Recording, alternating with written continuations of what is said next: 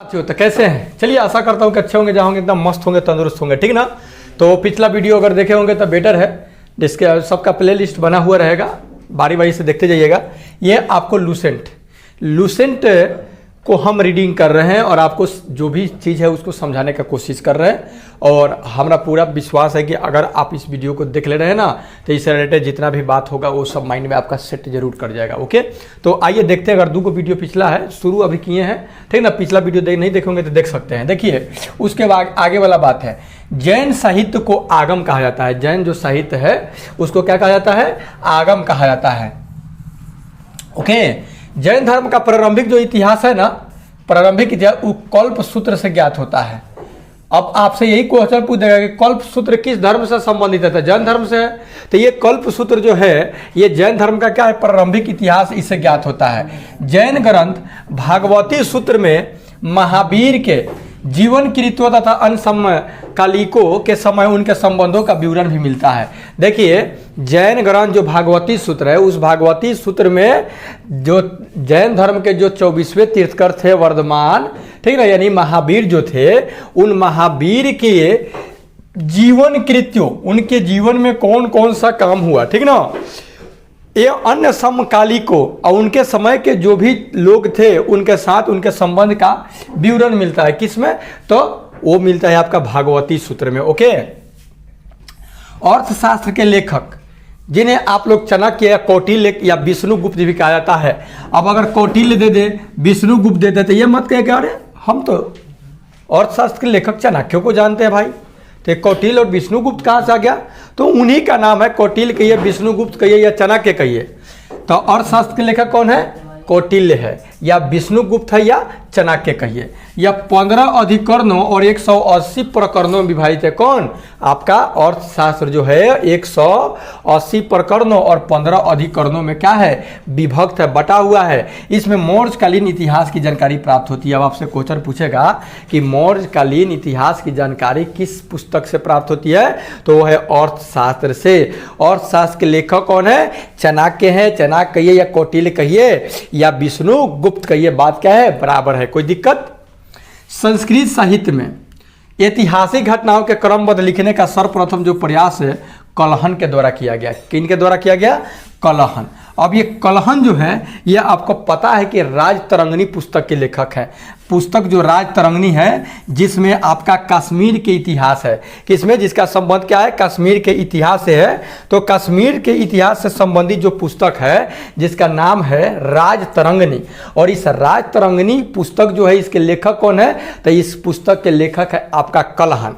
Okay, Kalhana जो है राजतरंगिणी पुस्तक के लेखक है, जो संस्कृत साहित्य में ऐतिहासिक घटनाओं का जो भी क्रमबद्ध क्या किया गया है लिखने का प्रयास किए थे। इसमें अरबों की सिंध विजय, जब अरब सिंध पर विजय प्राप्त कर लिया, उसका वृत्तांत जो है ना चचनामा, किसमें मिलता है? चचनामा। इस चचनामा के लेखक कौन है भाई? तो अली अहमद है। कौन है? अली अहमद जो है वो चचनामा के लेखक है। और इस चचनामा में क्या मिलता है? अरबों का सिंध विजय का वृत्तांत मिलता है कि अरब जो था वो सिंध पर किस प्रकार से विजय प्राप्त किया, ये चचनामा में मिलते हैं। एक लेखक कौन है? अली अहमद है। चचनामा के लेखक कौन? अली अहमद। चचनामा के लेखक है अली अहमद, उसमें सुरक्षित है, ठीक ना, चचनामा में सुरक्षित है। अष्टाध्यायी जो है वो संस्कृत भाषा की व्याकरण की प्रथम पुस्तक है। संस्कृत भाषा व्याकरण की प्रथम पुस्तक कौन है? अष्टाध्यायी है। अब ये अष्टाध्यायी के लेखक कौन है? तो अष्टाध्यायी के लेखक कौन है? पाणिनि है। 3 गो पुस्तक आया और बहुत इंपॉर्टेंट एक आ गया आपका, क्या आ गया? अर्थशास्त्र आ गया। कौन लिखे हैं? तो चाणक्य या विष्णुगुप्त कहिए या कौटिल्य कहिए, बात क्या है? बराबर है। ओके, उसमें 15 क्या है? 15 उसमें क्या है जी? अवकरण है। 180 प्रकरण है, ठीक ना। अधिकरण 15 को 180 प्रकरण में विभाजित है। और इसमें क्या चीज़ मिलता है भाई?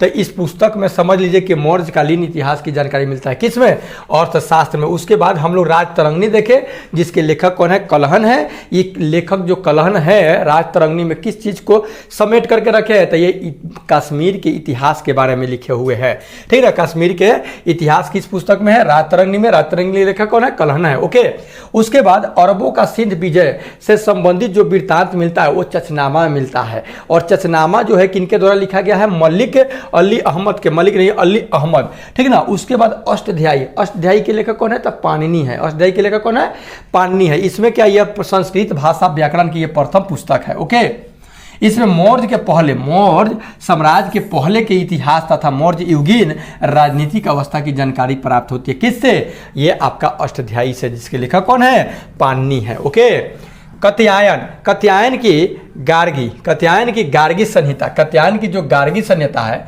अब गार्गी संहिता किसकी है, तो कात्यायन की है। एक ज्योतिष ग्रंथ है, क्या, एक ज्योतिष ग्रंथ है। फिर भी इसमें भारत पर होने वाले यवन आक्रमण का उल्लेख मिलता है। इसमें आपका गार्गी संहिता में क्या होता है, जो वात्स्यायन के द्वारा लिखा, कात्यायन के द्वारा लिखा गया है, इसमें यवन आक्रमण का उल्लेख मिलता है। ओके, पतंजलि, पतंजलि पुष्यमित्र शुंग के पुरोहित थे।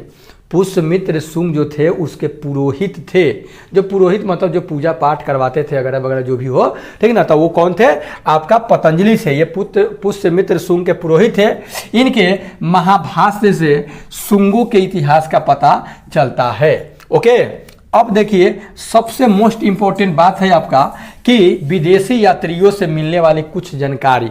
अब विदेशी यात्री हैं कहीं दूसरे जगह के और वो पुस्तक लिखे हैं और उस पुस्तक में कुछ ना कुछ भारत के बारे में जानकारी मिलती है। ओके, देखिए यूनानी रोमन लेखक, यूनानी रोमन लेखक, आप देखिए टेसियस, हेरोडोटस, ये जो लोग हैं टेसियस, हेरोडोटस, ये जो है टेसियस, यह ईरान के राजवैद्य थे। ईरान जो है देश, उसके क्या थे, राजवैद्य थे। कौन, टेसियस।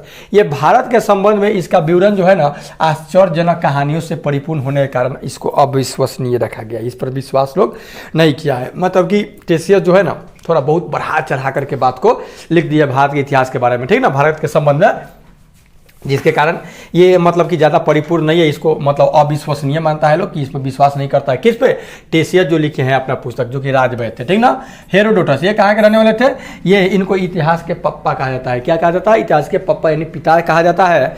इसलिए अपनी पुस्तक है हिस्टोरिका। अब हिस्टोरिका किसका पुस्तक है भाई, तो एकदम इजी है, हिस्टोरिका हेरोडोटस का है। हिस्टोरिका पुस्तक जो है हेरोडोटस का है। 5वीं शताब्दी ईसा पूर्व में, कब, 5वीं शताब्दी ईसा पूर्व में, ईसा मसीह के जन्म के 500 वर्ष पहले की बात है। तो 5वीं शताब्दी ईसा पूर्व के भारत और फारस के बीच में क्या सा संबंध था, ये हेरोडोटस अपना पुस्तक के हिस्टोरिका में लिखे हैं, ठीक ना। परंतु इसका विवरण भी अनुश्रुतियों एवं अफवाहों पर आधारित है। इसको भी अनुश्रुति और अफवाह मानता है लोग, ठीक ना। क्या, हिस्टोरिका के लेखक कौन है, हेरोडोटस। हेरोडोटस को क्या कहा जाता है, इतिहास का पिता कहा जाता है। ओके, सिकंदर के साथ आने वाले लेखकों में, अब सिकंदर जब आया था भारत पर आक्रमण करने के लिए, जिसे पोरस ने हराया, ठीक ना, तो ये इसके साथ साथ कौन कौन सा लेखक आया था, तो इनके साथ आया था सिकंदर जो विश्व विजेता था, निर्याकस आया था, आनेस्क्रिटस आया था, तथा अस्टियोबुलस आया था, ठीक ना। अस्टोबुलस, ये अस्टियोबुलस जो था, और निकाकस और अनेस्टिकस, ये सब जो था ना, ये विवरण प्रमाणित किया, और यह सब मतलब एक विश्वसनीय, मतलब विश्वास करने वाला है। मेगास्थनी, ये जो मेगास्थनी जो है, यह सेल्यूकस निकेटर का राजदूत था। बीपीएससी वाला अभी था हुआ है, तो एक क्वेश्चन पूछा था कि वह यात्री किसके शासनकाल में आया था, ठीक ना। यह सेल्यूकस निकेटर का राजदूत था। कौन, मेगास्थनी, जो चंद्रगुप्त मौर्य के दरबार में, राज दरबार में आया था। अब चंद्रगुप्त मौर्य के राज दरबार में आने वाला व्यक्ति का नाम क्या था, तो वो मेगास्थनी था। यह किसका राजदूत था, तो सेल्यूकस निकेटर का। इसने अपनी पुस्तक इंडिका, अब बहुत इंपॉर्टेंट पुस्तक है कि इंडिका जो पुस्तक है, इसके लेखक कौन है, मेगास्थनी, ठीक ना। युगीन, इसमें मौर्य युगीन समाज और संस्कृति के विषय में लिखा गया। मौर्य काल में क्या मतलब कि समाज था और संस्कृति कैसा था, उस विषय पर किस पुस्तक में है, आपका इंडिका में। इंडिका के लेखक कौन है, तो मेगास्थनी है। ओके, उसके बाद देखिए डाइमेकस। यह डाइमेकस जो है ना, यह सीरिया का रहने वाला है। यह का सीरिया नरे जो है अंतियोकस, डाइमेकस जो है अंतियोकस का राजदूत था। ये डाइमेकस किसका था, अंतियोकस का राजदूत था। और ये कहाँ का था, सीरिया का रहने वाला कौन था, अंतियोकस, और उसी का राजदूत ये बनकर के आया था डाइमेकस, जो बिंदुसार के राज दरबार में आया था। ये कौन के दरबार में आया था, बिंदुसार के राज दरबार में आया था। इसका जो विवरण भी है मौर्य युग से ही संबंधित है, ठीक है। उसके बाद डायोनीसियस, ये जो डायोनीसियस था, यह मिस्र नरेश टोलमी, ये टोलमी फिलाडेल्फस, ये टोलमी फिलेडेल्फस का राजदूत था कौन? ये था आपका डायोनेसियस। डायोनेसियस जो था ये टोलमी फिलेडेल्फस का राजदूत था। ये अशोक के राज दरबार में आया था। डाइमेकस किसके, डायोनेसियस किसके राज दरबार में आया था? अशोक। जब अशोक शासन कर रहा था तो उस समय आया था डायोनेसियस, ठीक ना, डायोनेसियस, ठीक है। टोलमी अभी जस्ट ऊपर आया था, टोलमी नहीं, सही ऊपर नहीं आया था, ये टोलमी वाला नहीं आया था। इससे दूसरी शताब्दी में भारत का भूगोल। अब भारत का भूगोल नामक पुस्तक कौन लिखा है? तो भारत का भूगोल नामक पुस्तक लिखने वाले व्यक्ति का नाम क्या है? टोलमी। यह टोलमी लिखा है। उसके बाद प्लिनी, ये प्लिनी जो है यह प्रथम शताब्दी में नेचुरल हिस्ट्री नामक पुस्तक लिखा। अब नेचुरल हिस्ट्री नामक पुस्तक कौन लिखा? तो प्लिनी। भारत का भूगोल कौन लिखा? तो टोलमी लिखा, ठीक है ना। और उसके बाद डाइमेकियस जो था मिस्र नरेश, टोलमी नरेश था जो कि अशोक के राज दरबार में आया था, ओके। इसमें भारतीय पशुओं, देखिए नेचुरल हिस्ट्री, नेचुरल मतलब प्रकृति से संबंधित इतिहास लिखने वाला व्यक्ति का नाम है प्लिनी। यह पशुओं, पेड़ पौधों, खनिज पदार्थों आदि के बारे में विवरण मिलता है इसके द्वारा, नेचुरल हिस्ट्री जो पुस्तक लिखा गया प्लिनी के द्वारा उसमें, ठीक ना। उसके बाद है पेलिपस ऑफ द इरिथ्रियन सी, ठीक ना, पेरिप्लस ऑफ द इरिथ्रियन। ये जो इरिथ्रियन सी जो है ना, ये इस पुस्तक के लेखक के बारे में, ये जो पुस्तक है पेरिप्लस ऑफ द इरिथ्रियन सी, ये जो पुस्तक के लेखक के बारे में अभी जानकारी नहीं है कि ये लेखक कौन है। इसका यह लेखक करीब 80 ईस्वी के हिंद महासागर की यात्रा पर आया था, मतलब अंदाज से लिखा है लोग। इसलिए उस समय के भारत के बंदरगाहों तथा व्यापारिक वस्तुओं के बारे में जानकारी दिया हुआ है इस पुस्तक में, ठीक ना। उसके बाद हम ये सब तो हो गया। अब चीनी लेखक के बारे में पढ़ेंगे। चीन के लेखक कौन कौन था? तब फैयान चीनी लेखक था, ठीक ना। तो ये फैयान जो था यह चीनी यात्री, ये जानते हैं गुप्त नरेश चंद्रगुप्त द्वितीय के दरबार में आया था। फैयान किसके दरबार में आया था? चंद्रगुप्त द्वितीय के दरबार में आया था। इसने अपने विवरण में मध्य प्रदेश के समाज और संस्कृति के बारे में वर्णन किया है। मध्य प्रदेश MP के जो लोग का रहन सहन कैसा था इसके बारे में लिखने वाले व्यक्ति कौन है? फैयान। और ये कहाँ के आते थे? तो चीनी आते थे। इसने मध्य प्रदेश की जनता को सुखी और समृद्ध बताए हैं। और उस जो फैयान अपना जो भी मतलब विवरण अपना दिया है उसमें मध्य प्रदेश के लोगों को क्या किया है कि सुखी और खुशहाल बताया है। और यह चंद्रगुप्त द्वितीय के दरबार में आया था। तो क्वेश्चन यही पूछता है कि फैयान किसके दरबार में आया था? तो यह चंद्रगुप्त द्वितीय के दरबार में आया था। ये भाई कहाँ के था? यह चीनी आते थे। या कहाँ के आते था? तो चीनी आते था, ओके। तो इतना रिलेटेड इससे बात था। फिर नेक्स्ट आपको वीडियो अगले वीडियो में लेकर के आएंगे। आप वीडियो कैसा लगा फिलहाल अपना कमेंट बॉक्स में अपना प्रतिक्रिया दें। मिलते हैं नेक्स्ट वीडियो में, तो इजाजत, टेक केयर, गुड बाय। और दूसरी बात ये भी है कि अगर इससे रिलेटेड अब क्या होगा कि बताएंगे, उसके बाद इससे क्वेश्चन अलग अलग एग्जाम में जो पूछा रहेगा उस चीज़ को लेकर के रखेंगे, देखेंगे आप लोग कितना बता रहे हैं, ओके। आइए मिलते हैं नेक्स्ट वीडियो में, ठीक है।